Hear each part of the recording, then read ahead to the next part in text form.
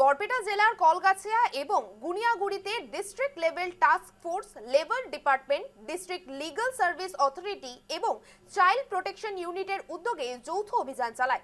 এই অভিযানে কলগাছিয়া পুলিশের সহযোগিতা করেছে কলগাছিয়া বাজারের বিভিন্ন বাইক গ্যারেজে, গ্রিলের দোকানে এবং গুনিয়াগুড়ির কাঠের ফার্নিচারের দোকান থেকে মোট 4 জন শিশু শ্রমিককে উদ্ধার করা হয়েছে। পরবর্তী সময়ে উদ্ধার করা 4 শিশু শ্রমিককে বরপেটা শিশু সুরক্ষা সমিতির হাতে তুলে দেয় পুলিশ।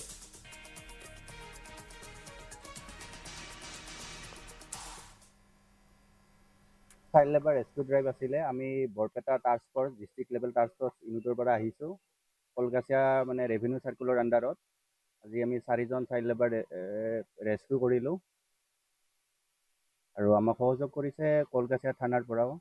মানে এইটো আমাৰ বছৰত কেতিয়াবা এবাৰ চলে, কেতিয়াবা দুবাৰ চলে। যেতিয়া আমাৰ ওপৰৰ পৰা অৰ্ডাৰ আহে চাইল্ড লেবাৰ ৰেস্কিউ ড্ৰাইভ কৰাৰ কাৰণে, তেতিয়া আমি ড্ৰাইভটো চলাওঁ। বৰপেটা ডিষ্ট্ৰিক্টৰ মানে যিকেইটা ৰেভিনিউ চাৰ্কুল আছে, চবকেইটা চাৰ্কুলৰ আণ্ডাৰতে যোৱা হয়।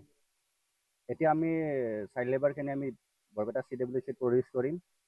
প্ৰডিউচ কৰাৰ পিছত হয়তো হোমত যাব, হোমৰ পৰা আৰু CWCত প্ৰডিউচ হ'ব। হোৱাৰ পিছত আমি কাউন্সিলিং কৰি ল'ৰাখিনি আমি গাৰ্জেনৰ তাতে হেণ্ড অভাৰ কৰিম।